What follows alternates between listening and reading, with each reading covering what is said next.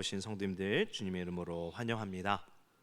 오늘은 이제 9번째 겸손의 골짜기에 관한 내용을 통해 하나님의 말씀을 함께 살펴보고 기도하려고 하는데요. 매주 금요기도 시간에 철로 역정의 주인공 이 크리스천의 여정을 함께 살펴보고 있습니다. 지난주에 어디까지 왔었는지 기억이 나시나요? 매주 보는데 새롭죠. 크리스천은 좁은 문으로부터 쭉 걸어가서 곤고산이라는 가파른 산을 힘겹게 오른 후에 아름다운 궁전에 도착을 하게 되는데요. 궁전 사진 한번. 사자들이 지키고 있잖아요. 줄에 매어져 있는 사자들 뒤에 궁전이 있습니다. 이곳에서 4명의 여인을 만나 그들과 대화를 하죠. 그 여인들의 이름은 신중, 분별, 경건, 자애였습니다. 신중, 분별, 경건, 자애. 이 여인들은 이 각각의 이름대로 크리스천에게 질문을 하였는데요. 이렇게 질문을 한 이유는 크리스천이 과연 진정한 순례자인가를 확인하기 위해서였습니다. 여기서 진정한 순례자란 이제 확실한 회심한 구원받은 성도를 가리키죠. 회심에 관하여 또 죄와 용서, 또 은혜, 믿음의 동기, 전도에 관해서 질문하고 크리스천은 이 질문들의 답을 다 했었죠. 그리고 크리스천이 진정한 순례자임이 확인되자 이제 4자매는 크리스천을 이 아름다운 궁전, 아름다운 집에 머물게 합니다. 크리스천은 아름다운 궁전에 머물면서 많은 위로와 힘을 얻게 됩니다. 그렇다면 이 아름다운 궁전의 대목에서 존 버녀는 우리에게 무엇을 말하고 싶었던 걸까요? 지난 시간에 김태형 목사님께서 아름다운 궁전은 교회를 상징한다고 말씀하셨죠. 순례길을 가는 성도들에게 참된 이 만족과 위로와 힘을 얻을 수 있는 곳, 그곳이 어디입니까? 그것은 바로 교회입니다. 하나님께서는 그리스도의 몸된 교회에서 성도들이 만족과 위로와 힘과 소망을 얻도록 우리에게 허락해 주신 것입니다. 그래서 이 교회에서 우리는 성도들과 함께 교제하고 하나님의 말씀을 통해 힘을 얻고 믿음의 싸움을 싸울 수 있도록 영적으로 무장되고 우리의 본향을 바라보며 소망을 얻는 것입니다. 이제 교회, 이 아름다운 궁전에서 힘을 얻고 난 크리스천은 다시 순례의 길을 떠납니다. 왜냐하면 여기가 목적지가 아니죠. 천상을 향해 나아가야 하는 것입니다. 오늘 본문 말씀으로 우리가 에베소서 6장 11절에서 18절 말씀을 읽었는데요. 바울 사도는 이 오늘 본문 말씀에 무엇을 기록하고 있습니까? 하나님의 전신 갑주를 말씀하고 있죠. 이 전신 갑주를 읽는 이유가 무엇일까요? 오늘 본문 11절에 보시면 어떻게 말씀하나요? 우리 11절 보시면 마귀의 관계를 능히 대적하기 위하여 하나님의 전신 갑주를 입으라. 바울 사도는 마귀의 관계를 능히 대적하기 위하여 하나님의 전신 갑주를 입으라고 말씀하고 있습니다. 그런데 오늘 제목은 어때요? 겸손의 골짜기인데 왜 전신 갑주를 입는 이 말씀을 읽었을까요? 바로 이 겸손의 골짜기에 큰 대적 마귀가 등장하기 때문입니다. 그렇다면 왜 겸손의 골짜기에서 이 큰 대적 마귀가 등장을 했을까요? 그 이유에 대하여 우리가 책 내용을 살펴보면서 우리 대적이 우리를 어떻게 공격하는지, 그리고 우리는 이 대적 마귀의 공격에 대하여 어떻게 우리가 이겨내야 하는지 함께 살펴보도록 하겠습니다. 이제 아름다운 궁전을 떠나면서 크리스천은 온몸을 무장을 하는데요. 4자매는 크리스천을 이제 머리부터 발끝까지 몸을 꿰뚫을 수 없는 이 투구와 갑옷 등으로 무장시킵니다. 사진 한번 보여주실까요? 사진 잘 보이시나요? 이렇게 위에부터 쫙 멋있게 갑옷을 입고 있죠. 왜 이렇게 갑옷을 입느냐? 가는 도중에 부딪힐 온갖 위험에 대비하기 위해서였습니다. 인사를 마친 크리스천이 출발하려고 하자 이 4자매, 신중, 분별, 경건, 자애 이 4자매가 산 아래까지 함께 동행하겠다고 말하며 함께 내려옵니다. 왜 동행하는가 하면 아름다운 궁전에서 이 산 아래, 그러니까 아름다운 궁전이 산 위에 있잖아요. 곤고의 산에서 그 다음 다시 산 아래로 내려가야 되는데 이 길이 매우 험했기 때문입니다. 그래서 크리스천은 산 아래로 내려오는 길이 얼마나 험하던지 올라올 때도 몹시 힘들고 어렵더니 내려가는 길도 몹시 위태롭군요 하고 말을 해요.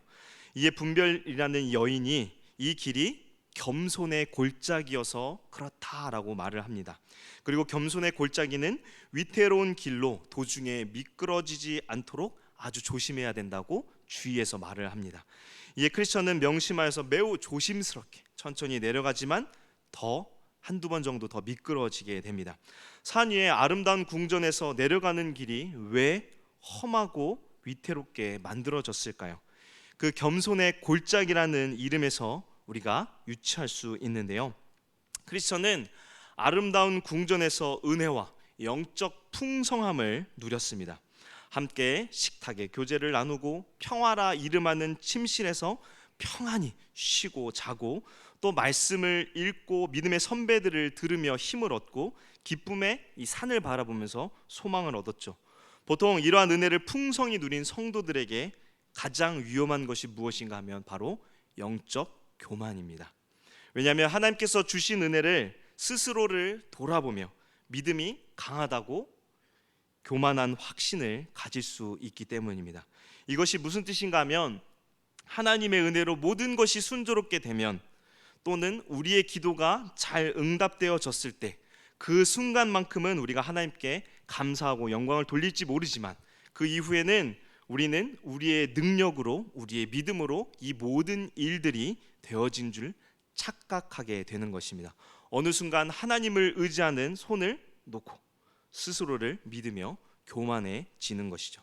성경에서도 보면 하나님의 능력을 충만하게 경험했던 때, 또는 믿음의 전투에서 승리했을 때 교만한 모습이 드러나고 그때 죄를 범하는 일들이 얼마나 많은지 모릅니다. 구약에서 광야의 이스라엘 백성들을 기억해 보세요. 그들은 하나님의 놀라운 이적들을 경험했지만 그들은 그 하나님의 이적을 당연하다고 여기며 더 많은 것을 요구하여 도리어 하나님 앞에 원망과 불평을 늘어놓았고, 거기에 더해 우상을 숭배하며 약속의 땅 가나안에 들어가지 못하고 광야에서 죽는 징벌을 당하게 되죠. 다윗도 보세요. 하나님의 은혜로 전투에서 승승장구하자 당연히 전장에 나가야 되는 그 다윗이 전쟁에 나가지 않고 어디에 있습니까? 집에 머무르면서 우리아의 아내 밧세바를 범하는 죄를 범하게 되죠. 이것이 바로 우리들의 모습입니다. 하나님의 놀라운 은혜를 경험하면 우리는 겸손해지는 것이 아니라 도리어 교만해져 버립니다. 우리는 교만 때문에 부주의에서 넘어질 수 있는 것입니다.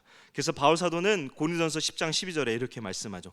그런즉 선줄로 생각하는 자는 넘어질까 조심하라.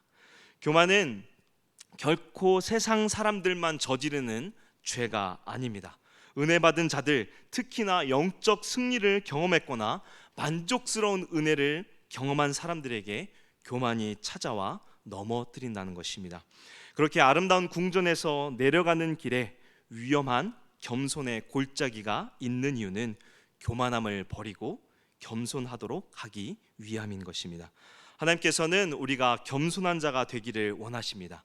왜냐하면 우리로 하여금 하나님을 온전히 섬기며 하나님의 말씀에 순종함으로 하나님의 뜻을 이루는 자들이 되기를 원하시기 때문입니다. 야고보서 4장 6절에도 이렇게 말씀합니다. 보시면 그러나 더욱 큰 은혜를 주시나니 그러므로 일렀으되 하나님이 교만한 자를 물리치시고 겸손한 자에게 은혜를 주신다 하였느니라.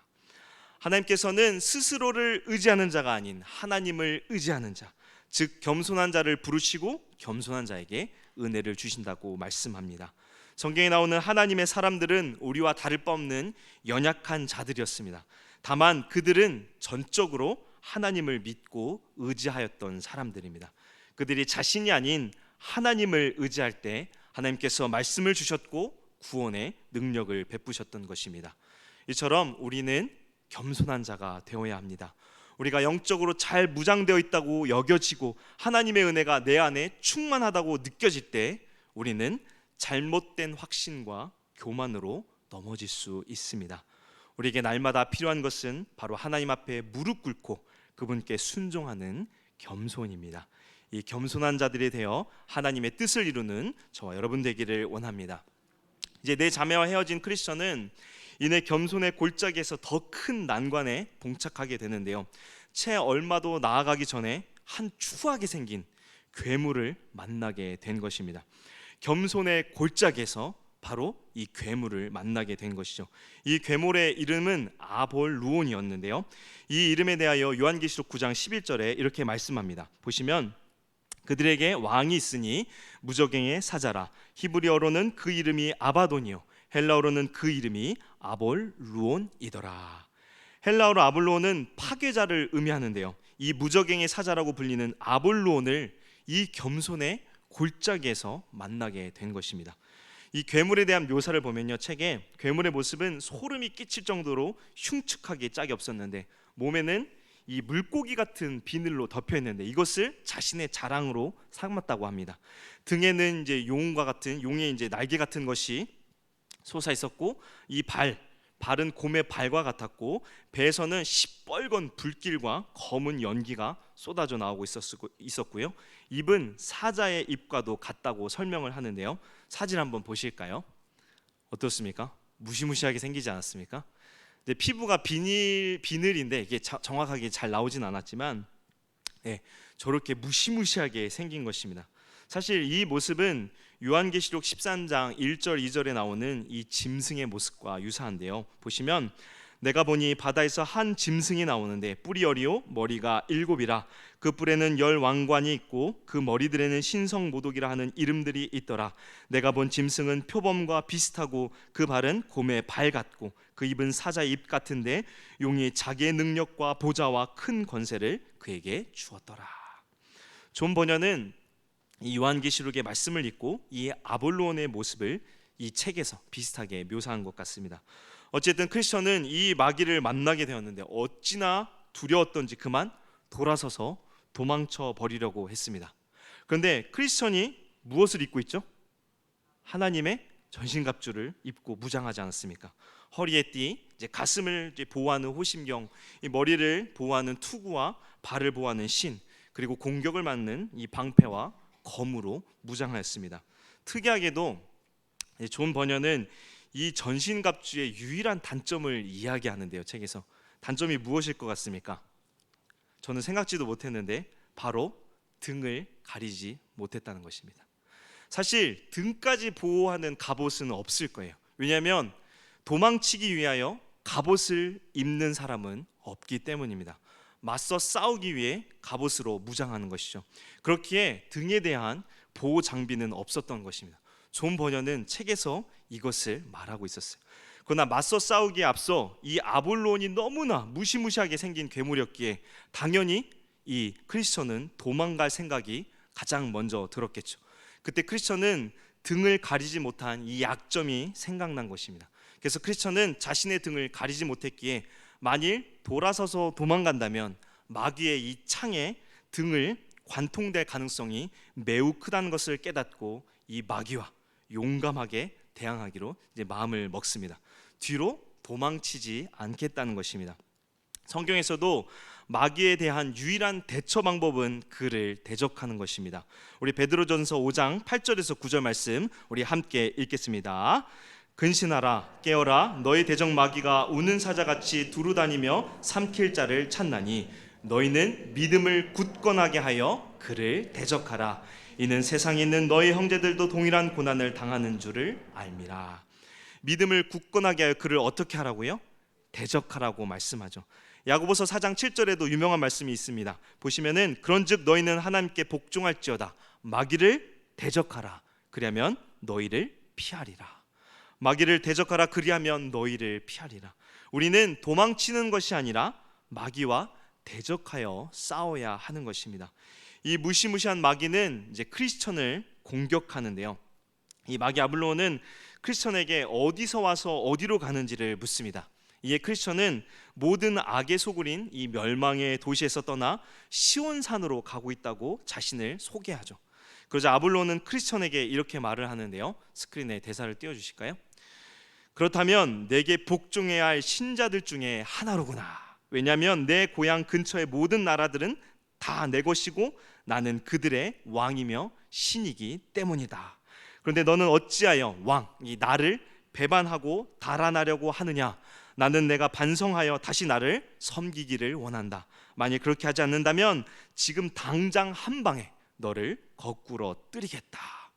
아볼론은 크리스천이 과거 이 사탄의 종, 죄의 종으로 사탄을 섬겼던 자였음을 상기시키며 다시 그때로 돌아가라고 협박합니다. 이 크리스천은 내가 지배하는 나라에서 태어난 것은 사실이지만 너를 섬기는 일은 몹시 힘이 들었고 내가 주는 삭스로는 생명을 살 수 없게. 죄의 삭스는 무엇이죠? 사망이잖아요. 그렇죠? 그래서 성도가 된 후에 자신을 개선해 보려고 여러 가지 방도를 찾고 있다고 말을 합니다. 이 말을 들은 아볼로는 크리스천에게 세 가지 전략 중에 하나인 회유의 방법으로 크리스천을 돌아오게 합니다. 아볼로는 크리스천에게 이렇게 말을 합니다. 대사를 띄워주실까요? 네. 너를 절대로 잃어버리지 않겠다. 내가 나를 섬기는 일과 그것에 대한 품삯에 대해서 불평을 하니 사정이 허락되는 대로 너를 후대해 주겠다라고 약속을 합니다. 그러면서 아볼로는 하나님의 신하라고 자칭하면서 잠시 동안 그에게 봉사하다가 이 하나님을 속이고 돌아오는 그러한 사람들, 놈들이라고 표현하는데요, 그 놈들이 헤아릴 수 없이 많고 너도 머지않아 그렇게 될 터이니 지금이라도 마음을 바꿔 돌아온다면 기꺼이 용서하겠다고 약속을 해요. 마귀 아볼로는 예수님을 시험했던 것처럼 세상에 영광을 주겠다고 말하며 회유하고 있는 것입니다. 그러나 이것은 사실 거짓이죠. 사탄은 언제나 우리를 위하는 척 우리를 속입니다. 그러나 그 끝은 항상 영원한 멸망밖에 없는 것입니다. 사탄의 회유 전략에 크리스천은 과거 자신이 아볼로온에게 충성했던 것도 용서해 주시는 이 그리스도께 충성을 맹세했기에 결코 주님을 배반할 수 없다고 대답합니다. 그러면서 크리스천은 아볼로온이 가지고 있는 그 어떤 것보다 훨씬 주님을 섬기는 일과 그분이 주시는 삭과 통치, 그리고 그의 나라를 훨씬 더 사랑한다고 대답을 하는 것이죠. 성도는 세상보다 주님을 더 사랑하는 자입니다. 왜냐하면 더 이상 죄의 종이 아닌 하나님의 자녀들이 되었기 때문입니다. 그렇기에 세상의 영광을 버리고 주님을 따를 수 있는 것이죠. 세상의 영광은 썩어 없어질 것이지만 주님은 영원한 생명이시고 이 영원한 생명을 우리에게 값없이 주신다고 약속하신 신실하신 분이십니다. 이 주님을 버리고 어찌 세상을 그리고 사탄을 사랑하겠어요? 세상은 사탄에게 속해 있는 것이고 이 모든 것들은 썩어 없어질 것입니다. 우리는 이것을 절대로 잊어서는 안 돼요. 이 회유의 전략이 실패하자 아볼로는 이제 협박을 해요. 아볼로는 그리스도인들의 비참한 종말을 들먹이면서 구원해 줄 테니 돌아오라고 협박을 하는데요, 이렇게 말합니다. 참고 구절에 써놨는데 스크린을 보시면은 너도 알고 있다시피 그의 신하들은 모두 나와 나의 통치를 배반하고, 반대로 얘기하죠, 그에게 떠나간 놈들이기 때문에 대부분 비참한 종말을 맞이하게 되었다. 그들 중 얼마나 많은 사람들이 치욕적인 죽음을 맞게 되었는지 알고 있기는 한가. 뿐만 아니라 그는 그로부터 떠나 나의 손아귀에 들어온 그의 신하들을 구원하려고 나서는 일도 절대 없다. 그러나 나는 나를 충실히 섬겼던 신하들을 그에게 잡혀있는 상태라고 할지라도 그들을 나의 모든 권력과 온갖 수단 방법을 다해 구원해내고 만다. 그리고 그것은 세상 천하가 다 알고 있는 사실이다 라고 말을 해요. 아볼로는 크리스천을 비참한 죽음에서 구원하기 위하여 이렇게 나왔다고 말을 하는 것입니다. 사실 그리스도인으로 살아가는 것은 결코 쉽거나 평탄한 길이 아닙니다. 그리스도께서 세상에서 고난 받으셨듯이 우리도 당연히 고난이 있습니다. 그리스도를 따르기 때문에 받는 이 고난과 환난과 고통이 얼마나 많습니까? 당시 존 버년이 살았던 시대에는 더했습니다. 복음을 바르게 전하고 그것을 따르는 자들에게 얼마나 많은 핍박이 있었는지 몰라요. 당연히 먹고 산 것도 어렵고 감옥에도 갔었습니다. 이러한 삶이 세상 사람들이 보았을 때는 비참한 삶이라고 여겨지는 것입니다. 그들은 신앙을 지키다 죽는 것을 매우 어리석고 비참하다고 생각하는 것입니다. 그러나 우리는 그러한 고난을 연단이라고 여기며 장차 얻게 될 영광을 기대하면서 인내하는 것입니다. 그렇게 크리스천이 이렇게 대답합니다. 우리 스크린을 보시면은요, 그분이 당장 그들을 구원해 주시지 않는 것은 그들이 믿음 안에 있는지 시험하시고 연단시키기 위함이다. 그들이 당하게 될 비참한 죽음은 가장 빛나는 영광이다. 우리의 소망은 이 땅이 아니라 저 천성이다. 바울 사도도 로마서 8장 18절에 이렇게 말씀합니다. 우리 18절 말씀 함께 읽을까요? 생각하건대 현재 고난은 장차 우리에게 나타날 영광과 비교할 수 없도다. 고난은 분명 괴로운 것이지만 우리는 그것으로 인하여 장차 우리가 얻을 영광을 결코 놓칠 수 없습니다. 왜냐하면 우리가 당하는 육체 고난은 잠시이지만 우리가 얻을 영광은 영원한 것이기 때문입니다. 그렇게 우리는 이 영광을 바라보며 우리에게 당하는 이 고난을 인내해야 하는 것입니다.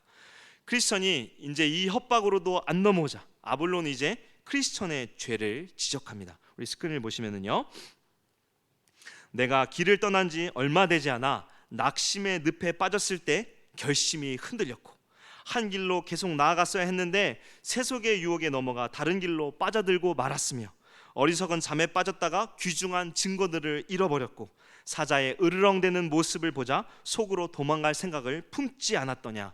또 분별, 신중, 경건, 자애와 여행에 관하여 이야기할 때 너 속에 자만심과 허영심이 있었다. 아볼로는 놀랍게도 이 크리스천이 그동안 지었던 모든 죄들을 다 알고 있었습니다. 그가 멸망의 성에서, 이 크리스천이 멸망의 성에서 나와 순례의 길을 가는 모든 여정에 지었던 모든 죄들을 아볼로는 다 알고 있었던 것입니다. 정말 무섭죠. 마귀 사탄은 우리의 모든 죄를 다 알고 있습니다. 그리고는 정죄하죠. 사탄은 참소하는 자입니다. 욥기나 스가랴서 말씀을 보면 사탄 마귀는 끊임없이 하나님의 사람들의 죄를 하나님 앞에 밤과 낮의 구별 없이 비난하고 고소합니다. 요한계시록 12장 10절에도 보시면은 내가 또 들으니 하늘에 큰 음성이 있어 이르되 이제 우리 하나님의 구원과 능력과 나라와 또 그의 그리스도의 권세가 나타났으니 우리 형제들을 참소하던 자 곧 우리 하나님 앞에서 밤낮 참소하던 자가 쫓겨났고, 사탄 마귀를 하나님 앞에 밤낮 참소하던 자라고 요한계시록은 말씀하죠. 이렇게 사탄은 우리의 죄를 기억하며 우리를 계속해서 끊임없이 비난합니다. 우리에게 죄책감을 들게 만들고 결국 거룩하신 하나님을 피하도록 만들어 버리는 것입니다. 우리는 이러한 사탄의 전략에 어떻게 무찔러야 할까요? 사탄의 비난에 크리스천은 이렇게 대답을 하는데요, 스크린 보시면은요, 내가 한 말이 모두 사실이다. 더구나 내가 채 말하지 않은 많은 잘못들이 더 있다. 그럼에도 불구하고 내가 섬기는 주님께서는 자비를 베푸사 모든 걸 용서해 주셨다. 너희 나라에서 너를 섬길 때 몸에 배어버린 여러 가지 약점들마저도 용서해 주셨다. 크리스천은 주님께서 우리의 모든 죄, 과거의 죄와 앞으로 지을 모든 죄들 다 용서해 주셨음을 굳건하게 믿고 사탄의 계략을 물리치는 것입니다. 로마서 8장 1절에서 2절에 바울 사도는 이렇게 말씀합니다. 그러므로 이제 그리스도 예수 안에 있는 자에게는 결코 정죄함이 없나니 이는 그리스도 예수 안에 있는 생명의 성령의 법이 죄와 사망의 법에서 너를 해방하였음이라. 아멘. 그리스도의 의로 우리는 더 이상 죄인이 아닌 것입니다. 그렇게 바울 사도는 사탄의 참소에 대하여 이렇게 말씀합니다. 로마서 8장 33절 34절인 말씀인데요, 우리 두 절 말씀 함께 읽겠습니다. 누가 능히 하나님께서 택하신 자들을 고발하리요? 의롭다 하신 이는 하나님이시니 누가 정죄하리요? 죽으실 뿐 아니라 다시 살아나신 이는 그리스도 예수시니 그는 하나님 우편에 계신 자요 우리를 위하여 간구하시는 자신이라. 아멘. 우리는 비록 연약하지만 하나님께서는 우리를 택하셨고 믿음으로 그리스도 예수 안에서 우리를 의롭다 여겨 주셨습니다. 그렇게 우리는 믿음의 담대함과 확신을 가지고 마귀의 참소를 대적해야 하는 것입니다. 크리스천의 대답에 결국 아볼로는 화를 내면서 크리스천에게 달려듭니다. 아볼로는 드디어 자신의 정체를 드러냈는데요, 뭐라고 얘기하냐면 그는 강하게 말하는데 그는 하나님과 이렇게 말합니다. 하나님과 원수지간이며 일부러 크리스찬의 이 길을 방해하려고 내가 이곳에 온 것이다 라고 말을 하는 것입니다. 그러면서 크리스찬의 영혼을 멸망시키려고 나와서 한 발자국도 더 못 나가게 만들 것이라고 말하며 불붙은 창을 이 크리스찬의 이 가슴에 던져버립니다. 다행히도 크리스찬에게 무엇이 있습니까? 믿음의 방패가 있었죠. 에베소서 6장 16절 말씀을 보시면 모든 것에 믿음의 방패를 가지고 이로써 능히 악한 자의 모든 불화살을 소멸하고 라고 말씀합니다. 이 믿음의 방패로 아볼로온의 공격을 막아낼 수 있었습니다. 크리스천이 이 성령의 검, 하나님의 말씀인데요, 이 성령의 검을 빼어들자 이제 아볼로온은 여러 개의 투창들을 한 번에 들어가지고 우박처럼 퍼부면서 맹렬하게 이제 돌격을 하는데요, 이 공격으로 크리스천은 머리와 손과 발에 부상을 입고 뒤로 이제 물러서게 됩니다. 이때 이제 아볼로온은 전력을 다해서 크리스천을 공격하고 크리스천도 최선을 다해 싸웁니다. 이 치열한 싸움이 얼마나 길었는가, 반나절 동안 이상 계속되었는데 결국 크리스천은 기진맥진해서 쓰러지고 손에서 이 검까지 떨어뜨리게 됩니다. 칼을 놓쳤다는 것은 사실 크리스천이 이 전쟁의 미숙함을 드러내는 것입니다. 성령의 검, 하나님의 말씀을 놓쳐서는 안 되는데 지치자 그것을 놓쳐버린 것이죠. 이 아볼로는 이 기회를 놓치지 않고 크리스천을 이제 마구 내리 누르면서 이 크리스천은 결국에는 거의 죽을 지경에 이르게 되었는데요, 그러나 하나님께서 도우셔서 크리스천은 재빠르게 손을 뻗어 검을 집어들 수 있었습니다. 영화에서도 그렇죠. 결국에 주인공이 칼을 놓치지만 결국에 짚고 이기게 되는 거죠. 온 힘을 다해서 이제 마귀를 찌르자 그는 치명상을 입은 듯 비틀거리면서 하면서 뒤로 나자빠지게 됩니다. 이 모습을 본 크리스천은 그럼 그렇지, 이 모든 일에 우리를 사랑하시는 주님으로 말미암아 우리가 넉넉히 이기느니라 라고 외치면서 다시 이 마귀를 향해서 반격하려고 하자 아볼로는 이 등에 달린 날개를 펼쳐서 멀리 달아나 버리고 다시는 그를 만나지 못하게 되었다고 말합니다. 무시무시한 이 전투에서 크리스천이 승리하게 된 것입니다. 크리스천과 아볼로온의 전투는 우리의 영적 전투가 얼마나 치열한 것인지를 보여줍니다. 성도된 우리가 치러야 하는 전투는 어떤 전투인가요? 오늘 본문 6장 12절 말씀인데요, 우리 12절 말씀 함께 읽겠습니다. 우리의 씨름은 혈과 육을 상대하는 것이 아니요 통치자들과 권세들과 이 어둠의 세상 주관자들과 하늘에 있는 악의 영들을 상대함이라. 우리의 전투는 눈에 보이는 전투가 아닌 하나님을 대적하는 어둠의 주관자인 사탄과의 영적 전투입니다. 이 전투에서 우리는 결코 뒤로 물러가거나 도망가는 것이 아니라 능히 대적해야 합니다. 그와 싸워 이기려면 우리는 13절의 말씀처럼 반드시 하나님의 전신갑주를 취해야 합니다. 13절에 보시면 그러므로 하나님의 전신갑주를 취하라. 이는 악한 날에 너희가 능히 대적하고 모든 일을 행한 후에 서기 위함이라. 바울 사도는 마귀를 대적하고 물리치기 위해 어떤 검을 가지라고 말씀하고 있죠. 17절에 보시면 성령의 검, 하나님의 말씀을 가지라고 또한 말씀하죠. 크리스천이 아볼로온과 대적하며 싸울 때 그가 휘둘렀던 검은 바로 하나님의 말씀입니다. 크리스천은 이 전투에서 검, 하나님의 말씀을 잘못 다뤘죠. 그래서 놓쳤던 것입니다. 그러나 하나님께서 다시 구원의 확신을 주시고 은혜를 부어주셔서 크리스천은 다시 말씀을 붙잡고 그 말씀으로 마귀의 가슴을 칠 수 있었던 것입니다. 그리고 크리스천은 이 말씀의 검을 계속해서 빼어놓은 채로 여행을 계속하게 됩니다.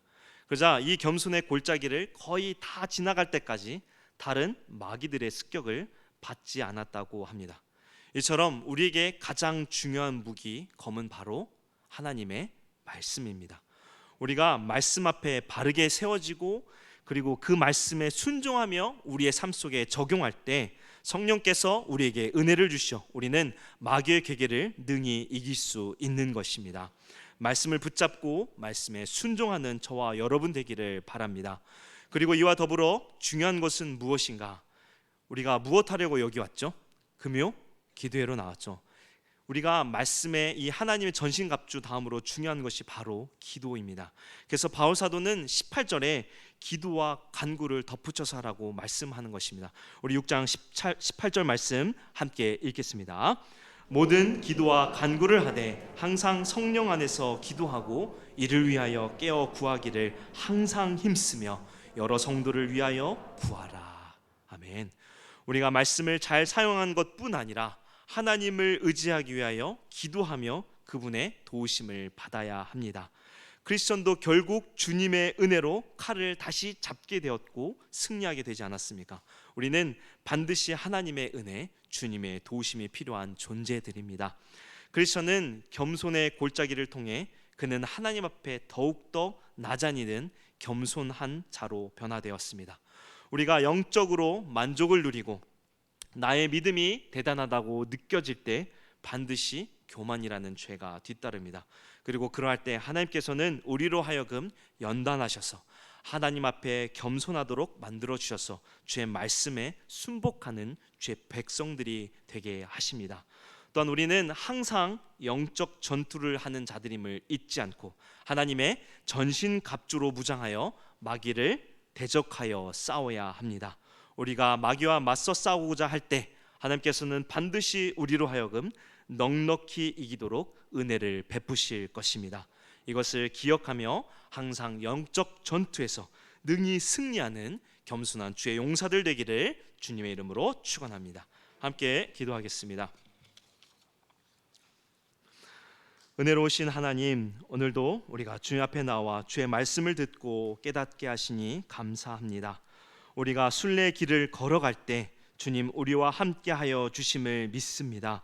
우리를 사망의 늪에서 건져주시고 거룩한 주의 백성이 되게 하여 주신 주님의 은혜를 우리가 잊지 않게 하사 우리가 항상 교만치 않도록 말씀으로 깨닫게 하시고 영적 전투에서 승리하도록 항상 하나님의 점신갑주로 무장하며 하나님의 말씀과 기도를 무기 삼아 마귀와의 영적 전투에서 승리하도록 은혜 내려 주옵소서.